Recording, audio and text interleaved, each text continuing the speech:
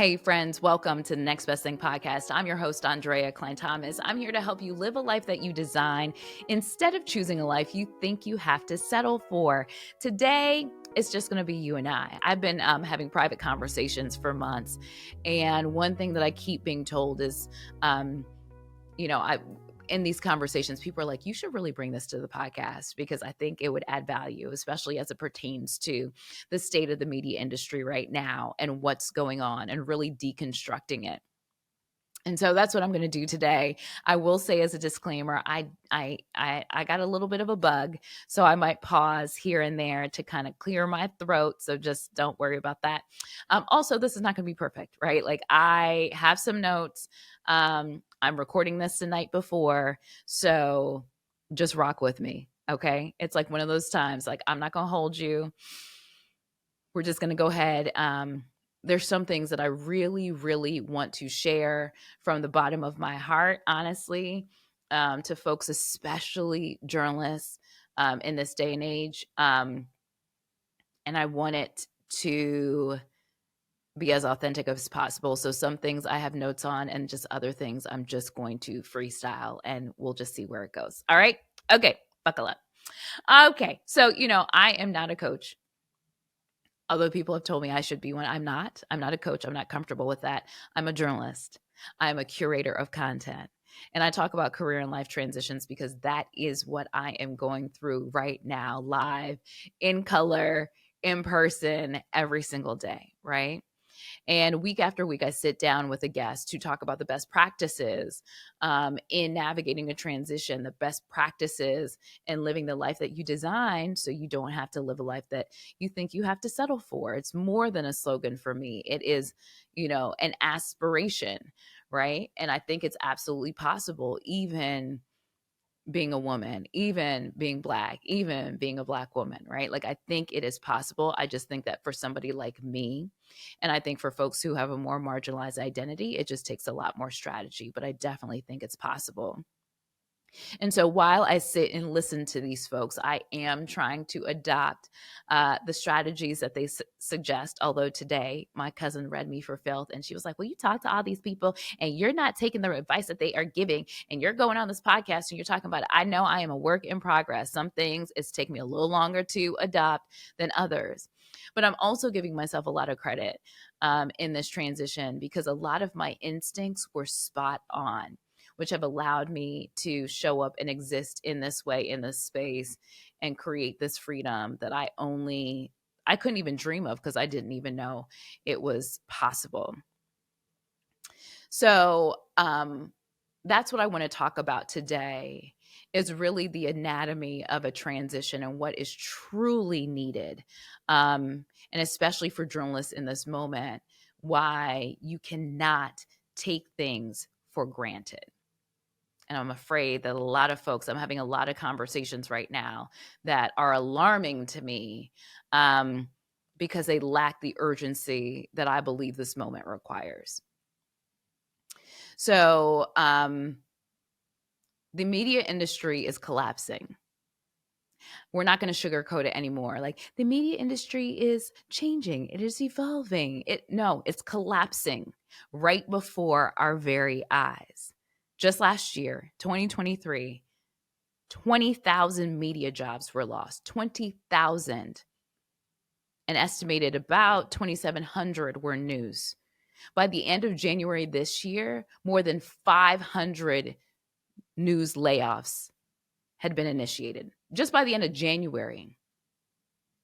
We're in October. So many more people have lost their jobs. The idea was that, this year might be a little bit of a reprieve because of political advertising and because of the Olympics, that infuses a lot of advertising dollars, and it would at least buy some time where the impact would not be so great. Wrong. Just ask the good folks over at WCBS 880. A radio news program in New York City that lasted for more than 60 years. Folks went into work one day only to learn that like 3 weeks later, just a few weeks later, everybody was losing their jobs. Everybody. Imagine that shock. And just recently, Scripps News told 200 people as part of their national programming, 200 people that they would be laid off by November 15th. 200 people came to work and were told that, like, within the month, they would be laid off. So this is happening, and yet I'm still having conversations with peers who are just like, riding it out. I'm going to figure it out. Okay, let's back up. So people who are not in this industry, this might be inside baseball to you, but you might say, why? That's the question I get a lot. Well, there's so much content out there. There's the election, there's Trump charges, you have the Diddy case, you have natural disasters, it is literally running from one catastrophe to another catastrophe. This is not an issue with like the prevalence of news and a shortage of news. This is an issue with the shortage of advertising dollars to support the content being made. So the generic explanation is that with the advent of social media, advertising dollars began shrinking. And I explain it this way. Why pay a lot of money to cast a wide net to sell your product when you can go to Meta and say, my customer's name is Jane. She's between 30 and 40 years old. She lives in the Midwest. And, Meta has all of our data. Every time you post a picture, every time you post a comment, anytime you engage with the platforms, it has data on you. And so with all of that data, it triangulates all of that data, and it could get your business's ad in front of your very customer. Add to that the advent of influencers, right? Because what's the best way to buy a product? Is through a referral, which is essentially influencers are the biggest referral network. And so they can put money behind influencers to promote products. And the whole idea behind this is how do you get the biggest return on investment? And you get the biggest return on investment where you have the most eyeballs. The eyeballs for news are shrinking. It's just that simple, except for these tent pole events, right?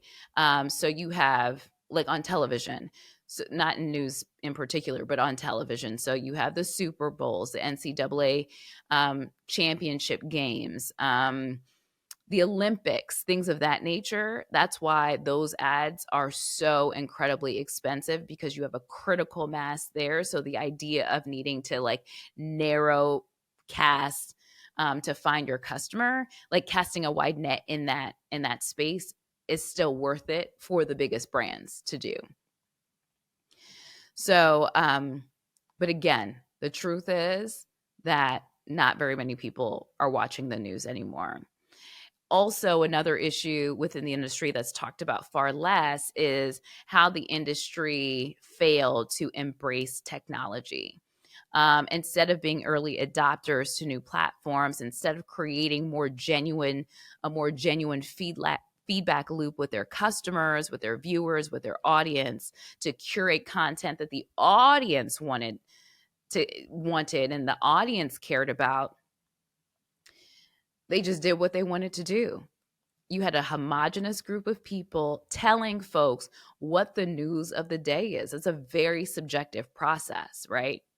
And so as over the years, as these audiences have been shrinking, when I was in newsrooms, I had this really idiot boss, and he would be like, all right, we need active live shots. All right, we need everybody. You can't be just standing there during your live shots. You need to do something. You need to it just was the dumbest thing ever. So it would be like 11 o'clock and you're in the damn dark, right? Everything is closed. You're standing in front of a building that's been closed for 6 hours. It's so stupid, right? And you're tugging on doors, you're doing fast camera movements, you're doing all these things, you're shucking and jiving, hoping to get eyeballs. And that was a strategy to get more people back to the platform.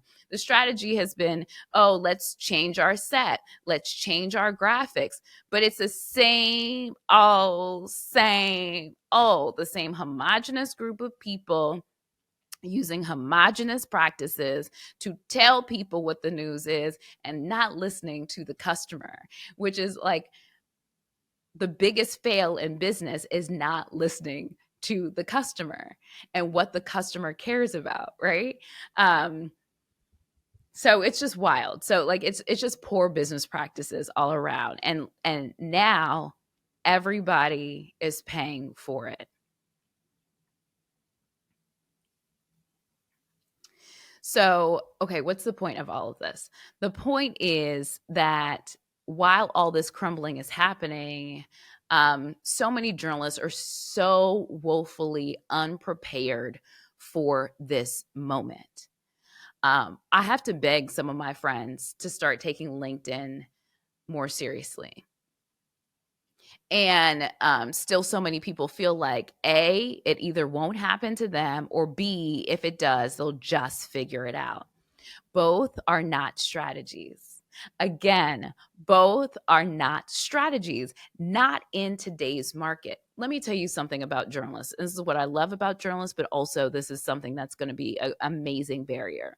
To be excellent at your job in journalism, you have to have tunnel vision. You have to be a driving force. You got to put your head down and you got to charge forward, and you can't be distracted. So it makes you an amazing journalist.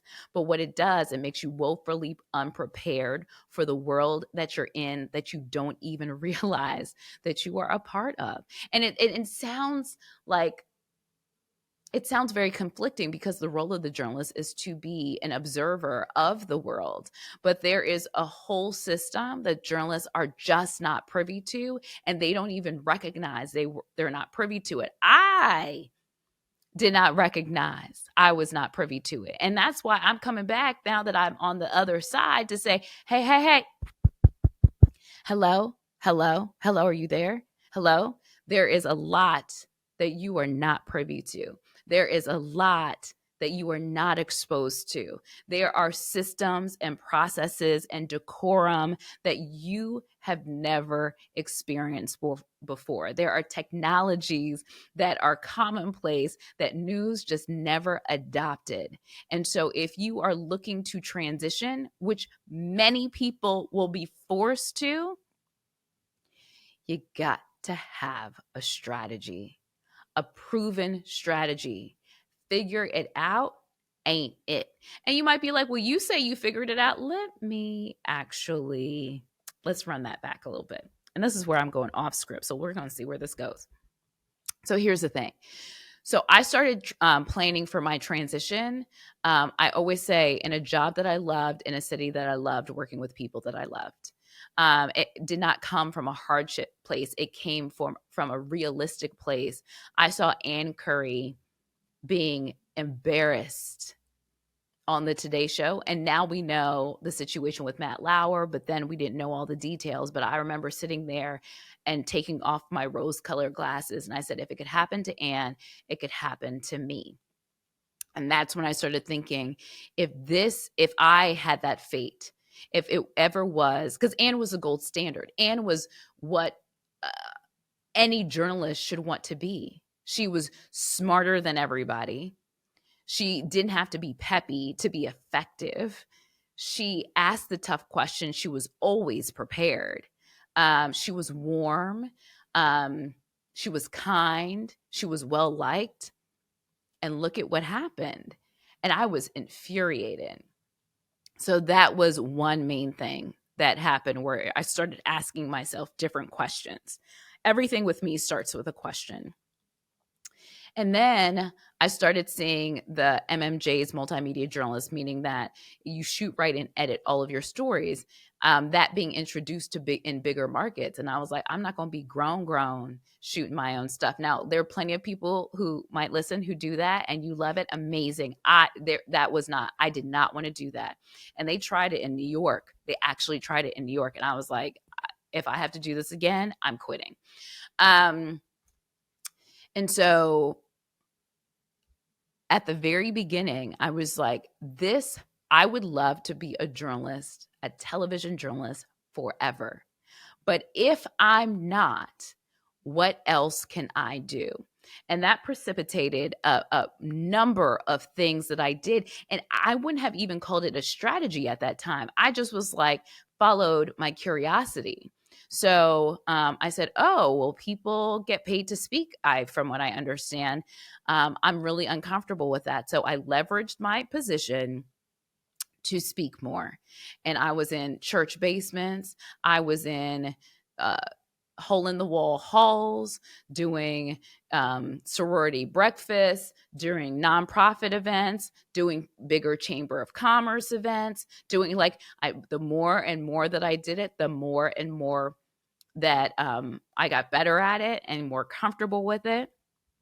That was one thing I did. Another thing I did was I started going to places that had no journalists there. That was almost a prerequisite. I want no journalists here. I need to get out of the bubble. It is such a bubble, and the bubble does not reflect general reality. It's a bubble. So I got out of the bubble and I started to in Nashville, I remember, I think they had just opened the Entrepreneurship Center. And look at how God, I didn't see myself as an entrepreneur. I always had an entrepreneurial spirit, but I always thought that to be an entrepreneur, you had to have like a physical product. And I never had an idea for a physical product. I never considered a service or anything like that. So I would go to the Entrepreneurship Center. They'd have these bagel breakfast or something that they called. And somebody from the community would come and speak about their business. And I would go really early before work. It was like at 8:30. And I would go and I sit there and I just listen. I didn't know what these people were talking about. And then I started going to conferences where I got like a free pass to go to this conference, or I would scrape money together, or I would apply for a scholarship to go to these conferences that did not have journalists there. And I did not wait for a friend. I just kind of went on my own. And then I started using resources I had available to me. I got an executive coach that ended up being paid for by a company because I submitted an application to be in this program when I was in Philly. NBC had this Know Your Value program. And usually, this is kind of funny, usually managers would nominate their employees. Well, my boss hated me, right? So I knew, I was like, ain't nobody over here about to nominate me. But guess who's going to nominate herself? That's what we're going to do. So I nominated myself and I got in only 100 people in the whole NBC Comcast company. So it was myself and another person were journalists, but everybody else either worked in like call centers or in the stores or in corporate or HR. Like they worked in a lot of different parts of the business all across the country. There were only 100 people chosen, and I was one of the 100 people chosen. And then after that, I also submitted myself for something else that they had within that program, and I got a free trip to Florida to the Johnson & Johnson Human Performance Institute. Again, I didn't know what all of this was, but I always put myself forward to have new opportunities, to learn new things, because I just followed my curiosity, right? To get myself out of the bubble. I could not think like my peers. I looked around and I was like, I can't do this, right? Like I can't think like this because it will keep me stuck. And one of the biggest things in terms of my ego was like, if I can stand it, like a system is not going to hem me up. If I can stand it, there's a lot of things out of my control, but I'm a handle what's in my control, and it will not catch me flat-footed. It won't be because of the lack of trying or the lack of effort. Like, if you want to take me out, like I'm gonna need you to work much harder. I'm not gonna make it easier for you. Um, so I just did all of these things again, following my creativity, my curiosity, and I got that executive coach, and the executive coach asked me a critical question. Even after doing all these things, he said, if you got laid off today, who are the first 3 people you would call? Not the people that you're going to commiserate with, but the people who could get you a job, make an introduction, help you move forward in your process. I only could name one person, and I thought really long and hard. And he was like, well, you have work to do. And that's when I started going out to make more friends, and not a transactional relationship, but make more friends with people outside of the industry, with an idea that I need to serve first, with a serve first mentality. So what's the point of all of this?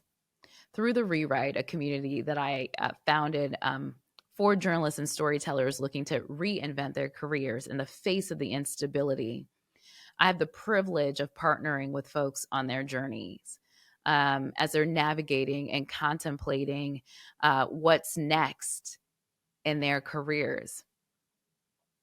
And it concerns me because a lot of people are on the sidelines. It concerns me because a lot of people are just want to read an email. They think, I just need to update my resume, and that's going to get me what I need. That's all I need. All I need is a new job. The good news is that your news skills are in demand. They are needed in all of these workplaces badly. The bad news is that your news mentality is not going to get you there. And it's the part that people want to skip, is really working on their mentality. And oftentimes, like, the hardship comes and it automatically thrusts people into scarcity mode. And I get it. Like, you're a grown up. You've got bills. You might have children. You might have a partner. You may have been a breadwinner. And the thing about news is that you get paid a lot of money. For some folks, like, you can get paid a lot of money and not manage anybody, and the corporate world's not quite like that. Like, the financial structure in news is a little bit different. And so that's like one of the things that I found really difficult, was that I had been in news for so long, and I didn't make a decent salary, whatever, for what I was doing. So blah, blah, blah. But I was making 6 figures. But when I looked at corporate jobs, it was hard to get it was hard to get to that level, because I technically wasn't managing anybody, right? Like, it was just like there was such a disconnect. So I say this stuff not in shame at all, because I have devoted so much of my time to being a conduit to people. Like, I am sick right now because I have overworked and over-indexed in doing the work for the Rewrite, because I got other jobs. It's not my, I got other jobs. Like, I got jobs that have to pay me, right? Like, this doesn't pay me. Like, I'm doing this kind of like as a service, because I don't want to see people out here flat-footed. I don't want to see people out here struggling. I don't want to see people out here in scarcity, taking whatever they think they can get. But that's going to happen if you are not using proven strategies. If you're not going to say, hey, I need help. If you're not going to invest in yourself to work with people who have gone before you to say, hey, this is how it's done. I had to go and make mistakes, but let me tell you, it just brought up something for me. I grew up in the DC area, and I met JC Hayward when I was young. She went to an event at my mother's church. And if anybody knows my mother, she's going to talk to whoever's the highest up. She's going to talk to them and she's going to make a pitch. My mother is like the boldest person I know. So she met JC Hayward and she was like, my daughter wants to be a journalist. And JC allowed me to meet her at Channel 9, CBS, the local CBS in DC. She was a long time anchor I grew up with. And I sat down and my mom took me to the station so I could sit down and meet her. She had just a short time. I don't know if it was in between news or before newscast started, before a 4 o'clock newscast started. She said I could come. I think it was like after, now that I know news, I think it was like after the editorial meeting before the newscast started. But anyway, I got to talk to her and she told me something that I've never forgotten. She said she kept a book of like mistakes and advice that she got. And so she's like, I may make a mistake once, but I won't make a mistake again. And if somebody told me that this is a mistake they made, I would write it down to know not to make that same mistake. And so, you know, we say we made the mistake so you don't have to. Why should you make my mistakes? I'm coming over to this side to say, hey, let me tell you what I learned, okay? To shorten the learning curve. Because what we have now, I left in 2022. The economy was very different then. Now, what you have are hundreds and thousands of journalists who are entering this work pool, right? Like, let's just do the math. Hundreds and thousands of journalists who are unemployed are entering this work pool. There are not enough news jobs to absorb these folks. There are going to be news jobs. It might not be the same job, but there are growth areas in news, streaming, digital, all of that, leaning into that. So if you want to stay in the industry, those are your growth areas where you need to lean into, right? So, but there are not enough jobs in news to absorb all of the people who have now been released.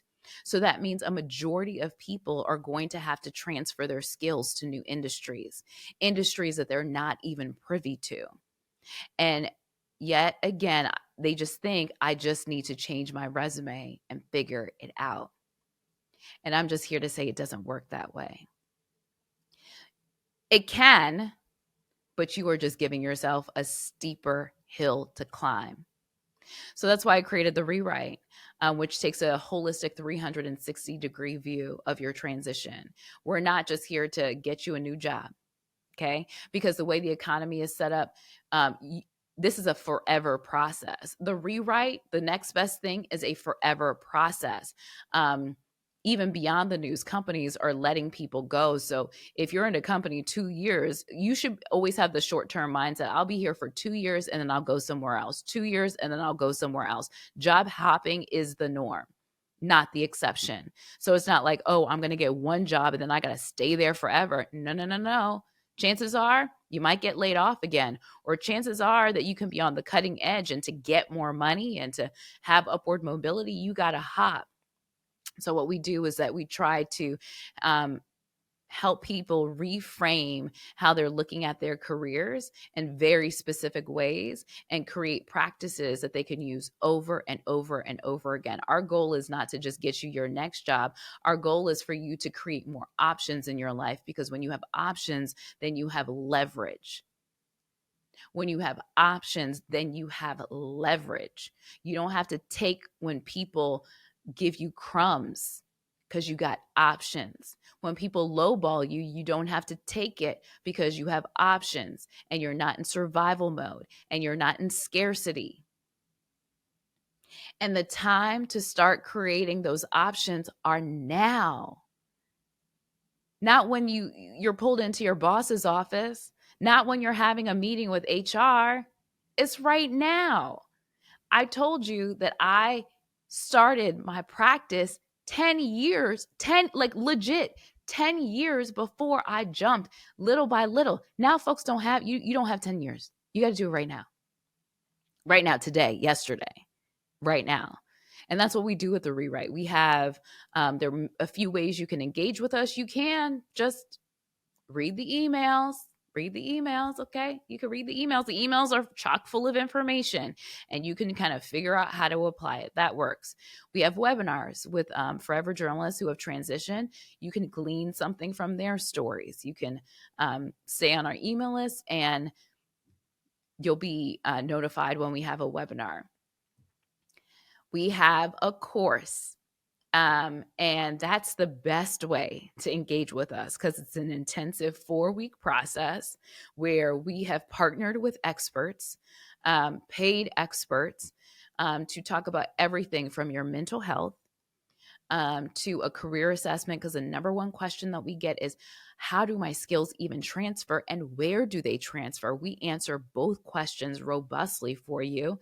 In addition, we utilize a tool where you can put in your zip code and find all the jobs that align with your skills in your area. Then once you have the understanding about what your top skills are, how you need to start talking about it, we talk about how to optimize LinkedIn. So you're not just applying for job after job after job after job. You put yourself in a position to be seen.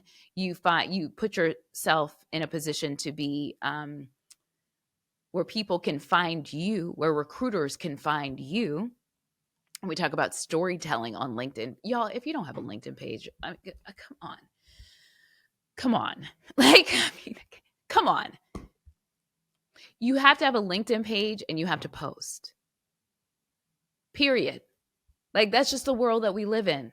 You have to have a LinkedIn page. You have to post.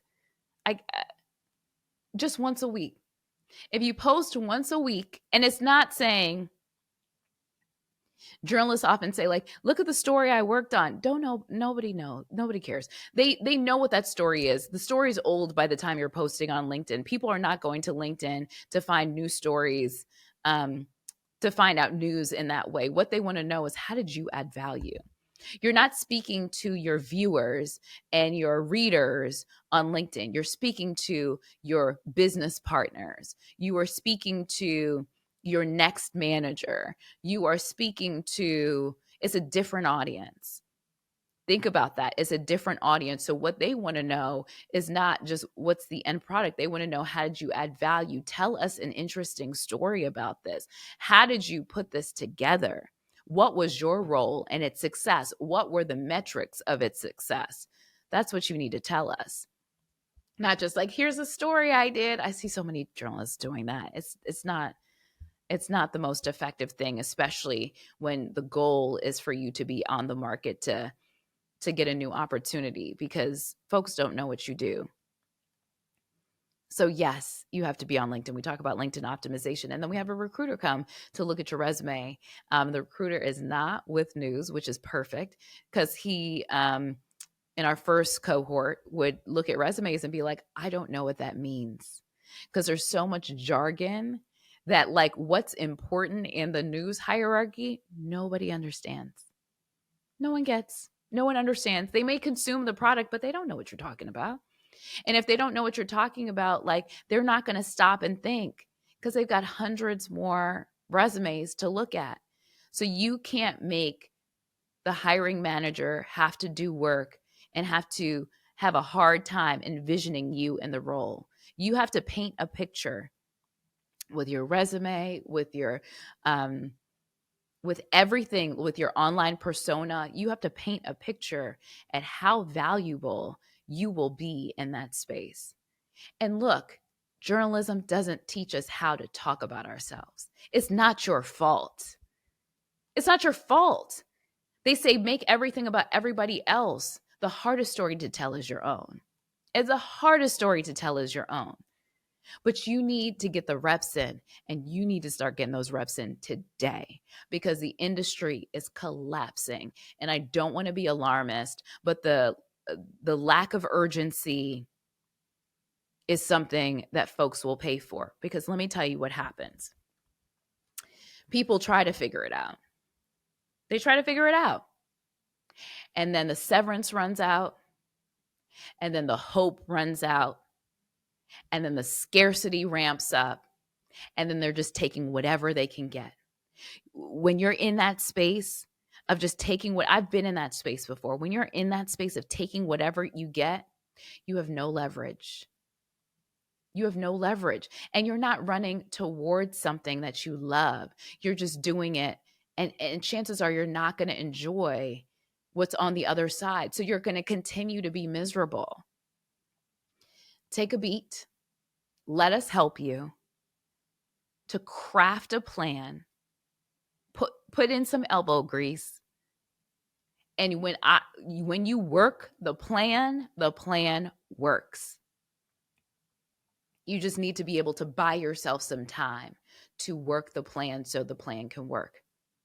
We're going to also have another event on November 2nd. And that event is really talking about a lot of the first steps, like my friend described it this way as your go bag. So when you're a journalist and you're network journalist in particular, you have hot and cold bags because you never know where you're going to be dispatched to. So this is your go bag, your essential items that you need to launch your rewrite or your next best thing strategy. And it's curated for journalists. But again, what we're doing applies to everybody. But this is specifically curated for journalists because it's such a nuanced field that so many people are not talking about. They're just laying all these people off. Communication organizations are not communicating with their teams, and then they just chop them off at the knees and say, go forth and figure it out. It's not right. But at the same time, let me tell you that hardship can open the most amazing doors. Ask me how I know. This time that's difficult, and I know it's hard because we are the ones who got to do what we dreamed of doing. We are the dreamers who actually realized our dreams. We are the ones who chose to do this. So many of us as kids, I was 17 when I said, this is what I wanted to do. I was hell bent.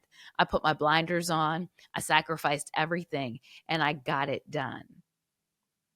We are the dreamers. But just because you dream this dream doesn't mean that you can't dream a new dream for yourself. What I know to be true, not what somebody told me, but what I know to be true is that the very reasons why I got into journalism, I am exercising them more fully, more authentically today. Learning something and being able to share that information with others so they can make better decisions with their life. That's how we've been talking this entire time. That's the whole point. Like, that's journalism. That's the whole point why I got in. I wanted to, if I know something, I need to share it.